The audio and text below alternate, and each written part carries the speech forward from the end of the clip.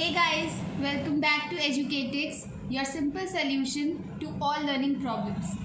Our topic for today is recurrences and the solving techniques of recurrences. So what is a recurrence? Recurrences arise when an algorithm contains recursive call to itself. मतलब क्या, जब भी कोई function अपने आप को बार बार call करता है, आपको पता है उस टेक्निक को हम रिकर्जन बोलते हैं। तो जब रिकर्जन अकर करता है तो उससे हमारे रेकरेंसेस अराइज होते हैं। Now they are useful for analysing recursive algorithms. अब आप मुझसे पूछ सकते हैं कि रिकर्सिव एल्गोरिदम क्या होती हैं। तो recursive algorithm is the method of simplification, मतलब कि एक ही बिगर प्रॉब्लम को स्मॉल प्रॉब्लम्स में डिवाइड करता है जिनका नेचर सेम होता है, with the same nature. And also the result of one recursion is the input for the next recursion. अगर हम एग्जाम्पल पे जाएं तो रिकर्सिव एल्गोरिदम के क्या क्या एग्जाम्पल हो सकते हैं, जैसे कि फैक्टोरियल की प्रॉब्लम है या फिर फिबोनाची सीरीज है, वो सब रिकर्सिव एल्गोरिदम्स ही हैं। Focus on the definition of recurrences. So it is an equation or inequality that describe a function in terms of its value on smaller inputs, and the form of recurrences are t of n equals to t of n minus 1 plus n. Let us continue with the topic. Then comes the solution techniques. So there are three solution techniques to solve recurrences.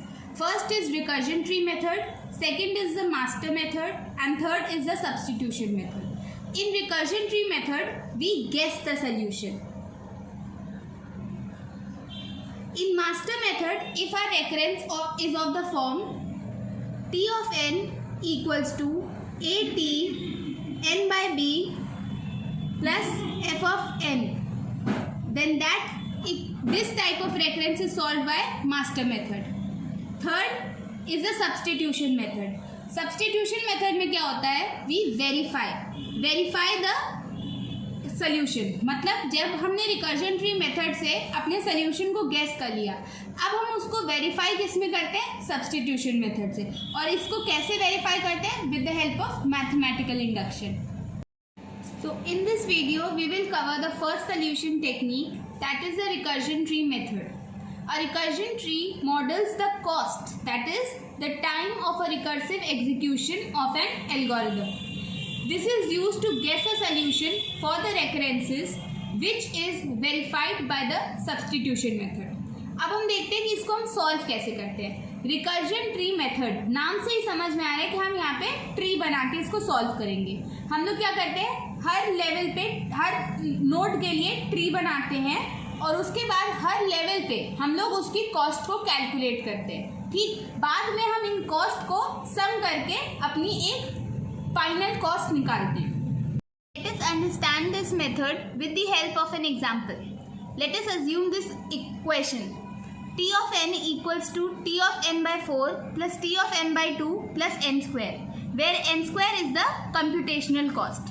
तो अगर हमारे पास ऐसा type of question होता है तो इसमें जो हमारी कंप्यूटेशनल फंक्शन होता है उसको हम एज अ रूट बनाते हैं। तो यहाँ पर हमारा रूट क्या हो जाएगा, एन स्क्वायर।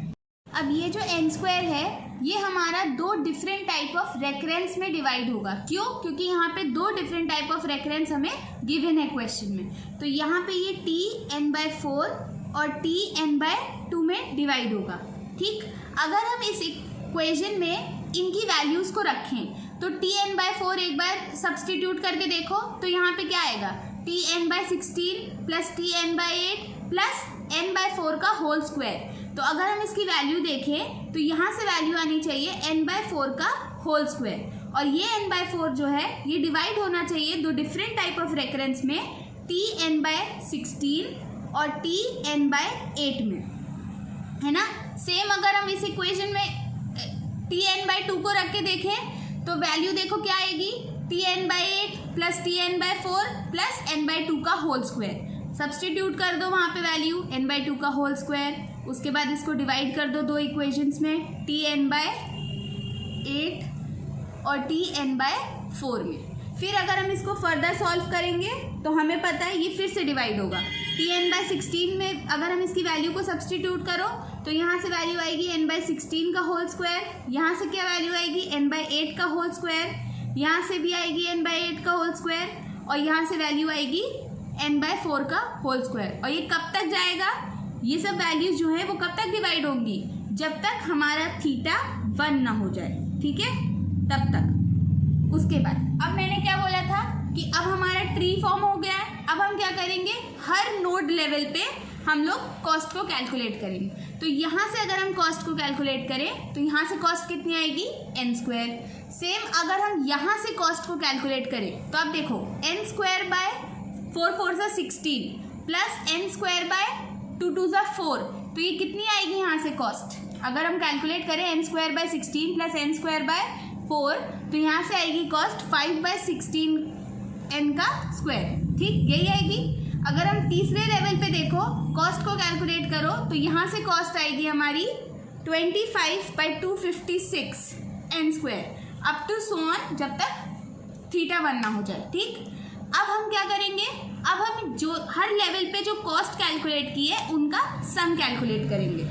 तो यहाँ से अगर हम देखें तो total equals to n² plus 5/16 n² plus 256 और 25/256 n² up to so on, ये चलता जा रहा है, ठीक। तो यहाँ से n² अगर हम कॉमन ले लेते हैं तो ये हो जाएगा 1 प्लस 5/16 प्लस, अब आप यहाँ पे कोई पैटर्न देख सकते हो, ये 5/16 का होल स्क्वायर बन रहा है कि नहीं, बन रहा है ना, तो यहाँ से वही देखो। और फर्दर भी ये ऐसे ही बनेगा, 5/16 का होल स्क्वायर प्लस 5/16 का whole cube up to so on, ये चलता जा रहा है। हम देख सकते हैं कि यहाँ पे एक ज्योमेट्रिक सीरीज फॉर्म हो रही है। अगर हम इसको सॉल्व करें तो इसका वैल्यू क्या आएगी 1। तो यहाँ से अगर हम अपना टोटल कॉस्ट निकालें तो वो क्या आ जाएगा हमारा theta of n²। Let us take with another example, Tn equals to Tn-a plus Ta plus Cn, where a की वैल्यू जो है वो ग्रेटर देन इक्वल टू 1 है and c is greater than 0, और ये दोनों हमारे क्या हैं, कॉन्स्टेंट्स हैं, ठीक। अब हम इसको सॉल्व करते हैं। अब जैसे कि मैंने आपको पहले बोला था कि इस इक्वेशन को कंसिडर करेंगे तो यहाँ पे आपको कंप्यूटेशनल फंक्शन कौन सा दिख रहा है, Cn दिख रहा है, तो हम इसको अपना रूट बना लेंगे। फिर ये जो Cn होगा ये 2 टाइप ऑफ रेकरेंसेस में डिवाइड होगा। तो अगर हम इसको सब्सटीट्यूट करें, इसकी डायरेक्ट वैल्यू ही हम आप सब्सटीट्यूट करेंगे, तो यहाँ पे अगर हम लोग ये Tn-a और Ta में डिवाइड होगा, उसकी जगह पे अगर हम उसकी वैल्यू रख के देखें तो क्या वैल्यू आएगी, Cn-a और Ca में, ठीक। फिर यहाँ को फिर से सब्सटीट्यूट करो तो यहाँ पे क्या वैल्यू आएगी, Cn-2a Ca, और ये भी 2 बार Ca में ही डिवाइड होगा, ठीक। अब ये कब तक होगा, जब तक थीटा 1 ना हो जाए, ठीक। अब हम लोग क्या करें, फिर से हर लेवल पे आप कॉस्ट कैलकुलेट करो, यहाँ पे कैलकुलेट करो Cn आएगी, यहाँ पे कॉस्ट कैलकुलेट करो Cn minus Ca plus Ca, तो क्या कॉस्ट आएगी, Cn आएगी। अगर हम इस लेवल पे अपनी कॉस्ट को कैलकुलेट करते हैं तो वो भी हमारी क्या आएगी, Cn आएगी, ठीक है। अब हम क्या करते हैं, सपोज ट्री एंड्स व्हेन, कब एंड हो रहा है, जब n-a of i equals to 1 है, तब हमारा ट्री एंड हो रहा है, हम ये मान लेते हैं, सपोज करते हैं। तो यहाँ से क्या वैल्यू आएगी i की, n-1/a इक्वल्स टू i, ये वैल्यू आएगी। अगर हम i की अप्रॉक्सीमेट वैल्यू को कंसिडर करें तो i is approximately equal to n/a, यही होगी ना। अब क्या करो, हर लेवल पे हम लोग सम कैलकुलेट करते हैं, वही करेंगे। तो टोटल सम हमारा क्या हो जाएगा, Cn plus Cn up to so on, ये चलता जा रहा है, ठीक। तो यहाँ से Cn कॉमन ले लो, 1 plus 1 up to so on, ये जा रहा है। यहाँ से वैल्यू क्या आएगी, Cni। अब हम इसमें i की वैल्यू को अगर सब्सटीट्यूट करें तो यहाँ से क्या आएगा, Cn i की जगह n/a, तो Cn²/a। और मैंने आपको पहले ही क्वेश्चन में बोला था कि a की वैल्यू ग्रेटर देन 1 है और c की वैल्यू ग्रेटर देन 0 है, ठीक। और ये दोनों क्या है, कांस्टेंट। तो यहाँ से भी हमारा टोटल कॉस्ट क्या आएगा, थीटा ऑफ n²।